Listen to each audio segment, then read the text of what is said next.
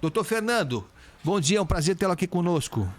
Olá, Agostinho. Bom dia a todo o povo brasileiro aí da Bandeirante. Lá em Manaus. Doutor Fernando, o senhor está aí em Manaus, o senhor foi com um grupo de representantes, de profissionais da Associação Médica Brasileira. Eu queria que o senhor descrevesse primeiro qual é o quadro que o senhor encontrou e o que dá para fazer para além de tudo que já se falou, né? De as pessoas não manterem o distanciamento, não usam máscara, não se preservam, a estrutura sanitária é precária, os leitos são finitos. O que dá para a gente fazer para além disso, se é que dá para fazer, doutor Fernando? Sim, a situação aqui em Manaus ainda permanece muito grave. Todos os leitos de UTI estão ocupados. Os doentes são muito graves, o tempo de permanência dos doentes com Covid-19 que se agravam costuma ser prolongado, portanto, é difícil você fazer uma transição, um rodízio dos leitos de UTI que são ocupados durante muito tempo. Nós ainda temos déficits de dezenas de leitos de UTI na cidade de Manaus, então a nossa situação aqui ainda é bastante difícil. Nós conseguimos fazer uma força-tarefa, vamos enviar 30 médicos do estado de São Paulo para cá para ajudar,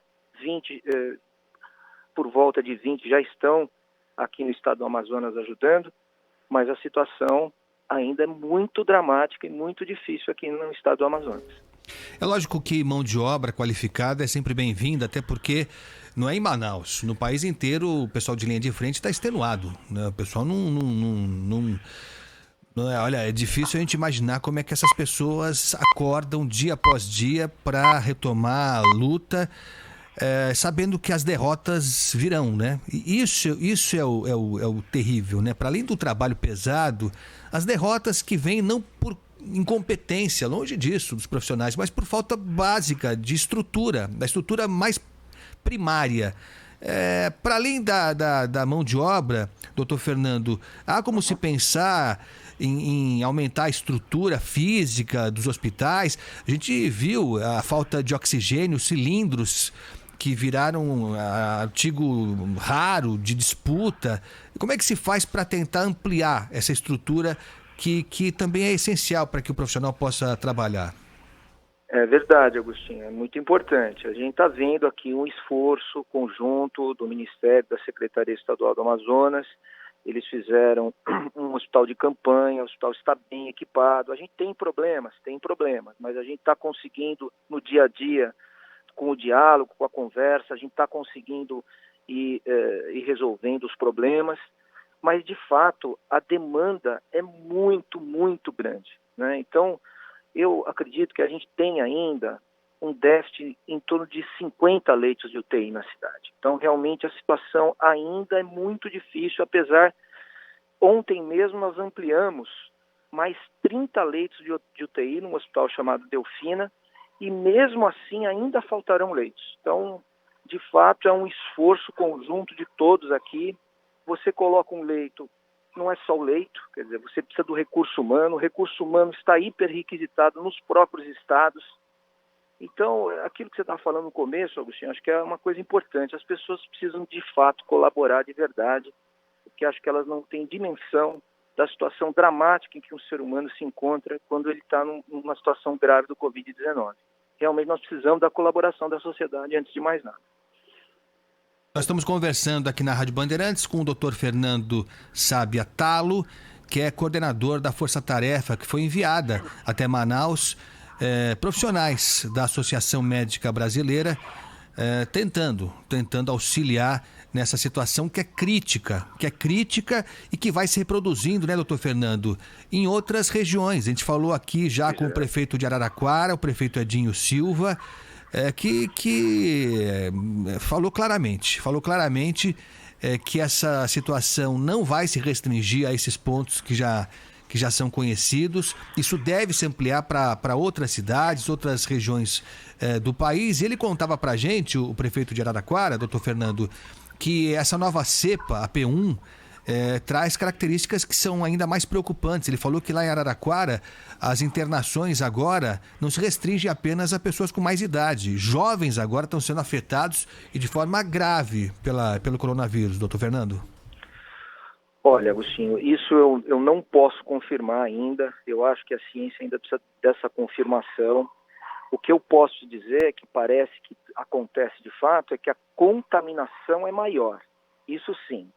Mas se essa nova cepa atinge pessoas mais jovens, ou se essa nova cepa tem maior capacidade de letalidade, eu espero que não tenha, isso ainda nós não temos a confirmação. A única coisa que nós sabemos é que, de fato, parece que ela tem mais poder de contaminação.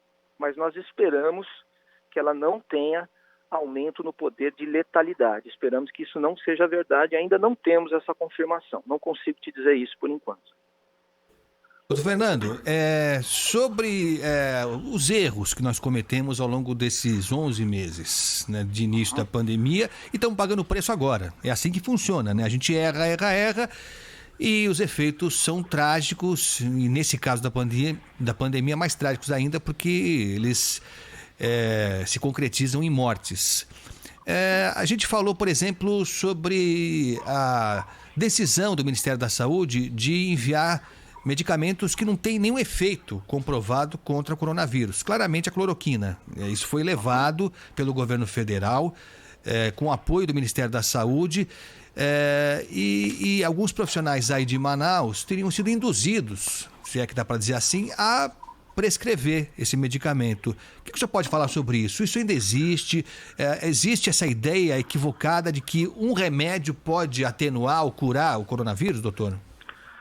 Olha, Agostinho, o que eu posso te dizer é que a ANB está claramente ao lado da ciência. A ANB não tem ideologia, não tem direita, não tem esquerda, não tem centro, não tem governo, não tem contra-governo, não tem nada disso. Nós estamos do lado da ciência. O que a ciência comprovar como realmente benéfico para o paciente no que se refere ao coronavírus, nós vamos apoiar.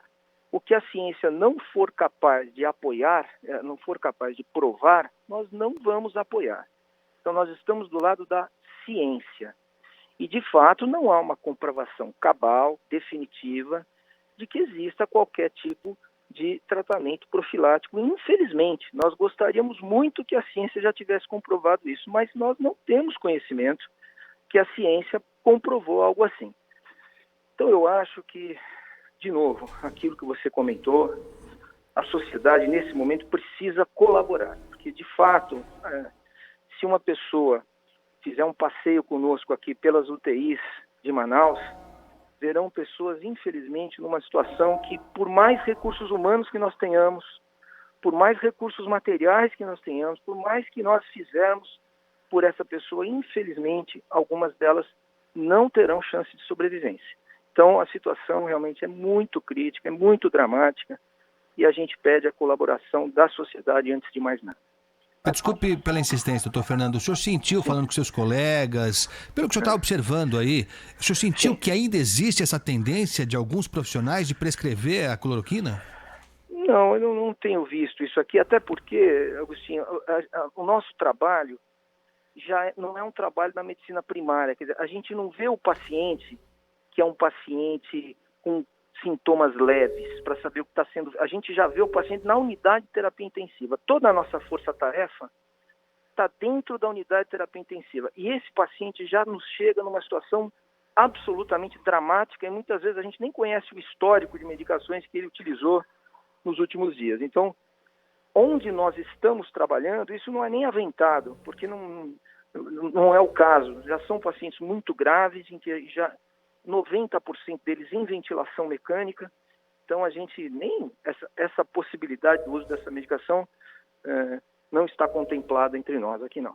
Perfeito. Doutor Fernando Sábia Talo, que é coordenador da Força Tarefa, que foi enviada pela Associação Médica Brasileira até Manaus para auxiliar nessa situação dramática que vive o estado do Amazonas. Doutor Fernando, a gente lá no começo da pandemia, quando a gente ainda não tinha ideia do que ia acontecer conosco, se bem que a gente poderia ter se fiado na experiência da Europa, por exemplo, né? Se a gente tivesse aprendido com os erros de lá, talvez a gente tivesse tido mais sucesso aqui. E eu lembro que a gente aqui no Manhã Bandeirantes, o Zé Luiz da Atena, entrevistou logo no começo uma enfermeira brasileira que trabalha na Itália.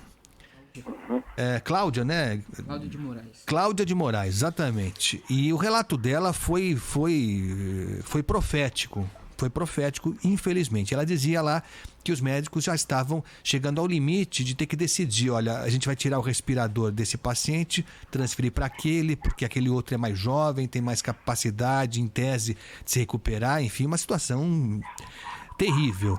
Esse tipo de quadro, o senhor já presenciou? Isso tem acontecido aí em Manaus, doutor Fernando? Olha, Agostinho, nesse momento, graças a Deus, eu não testemunhei nada disso. A gente não está nesta situação nesse momento. Felizmente, nós estamos conseguindo dar assistência para os pacientes, mesmo com as dificuldades, etc. Mas é claro que se as coisas aumentarem numa escalada muito grande, a gente pode vir a ter uma situação dramática e lamentável como essa. Esperamos que isso não aconteça. Isso não está acontecendo nesse momento, mas semanas atrás, quando houve aquele problema da oxigenoterapia, etc., coisas semelhantes, possivelmente, quando eu não estava presente, mas possivelmente aconteceram no estado do Amazonas, possivelmente, mas nesse momento, felizmente, isso não está acontecendo.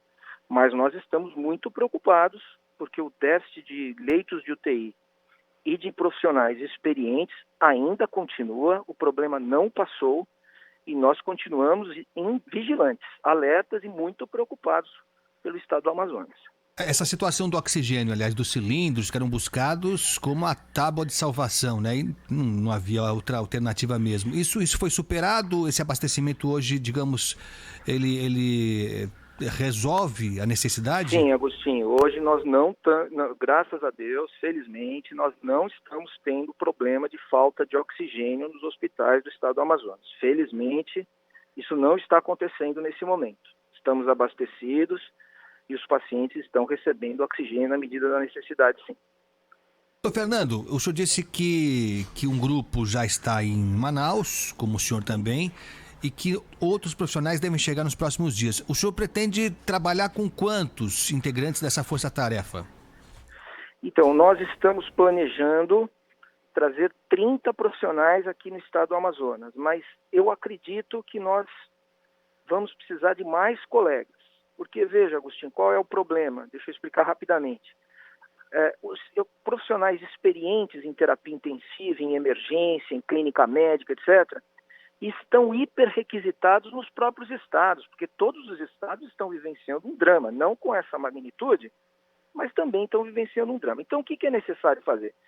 É necessário pegar colegas menos experientes, treiná-los, isso demanda um certo tempo, e depois do treinamento, trazê-los para o estado do Amazonas e mesclá-los com pacientes, mesclá-los com profissionais mais experientes, para que a gente consiga fazer uma boa assistência. Então, não é um trabalho tão simples, por isso que 30 médicos, mas 30 médicos são capazes de abrir 40, 50, 60 leitos de UTI.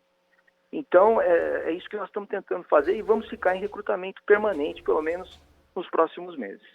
Aliás, sobre isso, eu não sei se estou correto, mas me parecia que havia uma promessa, um compromisso, algo parecido do Ministério da Saúde para ajudar na manutenção dessa equipe, dessa força-tarefa, não sei se com hospedagem, alimentação. Isso prosperou? Como é que está essa situação, doutor Fernando? Sim, isso prosperou. A Secretaria do Estado do Amazonas, o próprio Ministério da Saúde estão auxiliando esses colegas, né, com passagem. As próprias companhias aéreas estão sendo muito solidárias. Basta uma declaração de que o colega vem trabalhar aqui no estado do Amazonas e eles conferem a passagem. Nós conseguimos a estadia, nós conseguimos uma pequena remuneração para esses colegas que vieram como ato humanitário, mas estão sendo remunerados também, né, pelo seu trabalho. Então, sim, nós conseguimos uma colaboração, sim, conseguimos. Ora, é só pela oportunidade. São profissionais que são aqui de São Paulo, que têm a sua atividade particular e que largaram tudo para fazer esse serviço voluntário, digamos, quase voluntário, né? Sim, 90% deles são paulistas, boa parte deles oriundos da Escola Paulista de Medicina, que é a Universidade Federal de São Paulo, onde eu tenho a minha atuação como profissional. Então, a gente fez uma força-tarefa, 90% oriunda da Unifesp, com jovens médicos, e para isso, como eu falei para você, nós acabamos tendo que treiná-los antes, né, que são jovens, porque os mais experientes, como eu te falei, tem alguns experientes conosco também que largaram tudo, como você está dizendo, para vir para cá, mas o problema é que eles já estão hiper-requisitados onde eles trabalham. Quer dizer, as pessoas precisam deles nos próprios estados. Então veja a dificuldade de translocar os colegas, né? Então a gente acabou optando por esse caminho e estamos conseguindo bons resultados aqui. O senhor falou que são profissionais jovens. O senhor tem voz de jovem também. Posso estar errado. Que idade o senhor tem? Eu tenho já 48 anos. Já não o senhor acha bastante isso? O senhor acha muito 40? 40 e quanto você falou? 48 já, Agostinho. Tá bom. Não, mas tem muita lenha para queimar. Doutor Fernando, foi um prazer falar com o senhor. Parabéns. Olha, exemplos assim são um alento pra gente, né? São um alento mesmo no meio dessa... O Datena sempre fala isso, e eu repito aqui, e dou crédito porque ele tem toda a razão. Numa situação crítica que a gente está vivendo agora, de uma pandemia, você vai observar o que o ser humano tem de pior, em alguns casos, mas graças a Deus, vai encontrar o que tem de melhor também. Então, enquanto a gente vê enfermeiras que fingem vacinar a pessoa e não apertam o êmbolo, né? Não injetam. Meu Deus. Isso é uma coisa que algum dia alguém que entende a mente humana, o coração humano, vai ter que se debruçar para tentar explicar como é que esse mecanismo se forma. Uma pessoa que um dia jurou defender a vida, né, se dedicou a isso, porque é disso que se trata. Uma pessoa não vai ser enfermeira ou médica se não tiver o mínimo de inspiração, de pretensão de ajudar os outros, né? Eu não posso acreditar que tenha outra motivação que não seja essa. Só que, de repente, na fase mais terrível da humanidade, a pessoa se permite fazer algo dessa magnitude, né? Desse horror todo. Enfim, mas a gente tem o outro lado, graças a Deus, que é das pessoas que se dispõem a largar tudo. Sim. Largam tudo, seus compromissos, a família também, porque é disso que se trata também, né? Ninguém sai de São Paulo para ir para Manaus numa fase crítica sem ter perdas pessoais também, né? Sem ter esse afastamento que é tão sofrido nessa fase. Doutor Fernando, muito obrigado mais uma vez. Parabéns pela iniciativa. A gente vai se falar muito ainda, tá? Obrigado, Agostinho. Um abraço a todos aí. Muito obrigado. Muito obrigado. Doutor Fernando Sábia Talo, coordenador dessa força-tarefa. São 30 profissionais, mas esse número pode crescer. Profissionais da área médica, da Associação Médica Brasileira, que estão lá. Eles estão lá, esses profissionais, para dar uma força para os colegas, para tentar superar a pandemia, que por si só já é uma tarefa e tanto, ainda mais com a nossa precariedade, a coisa fica muito mais difícil.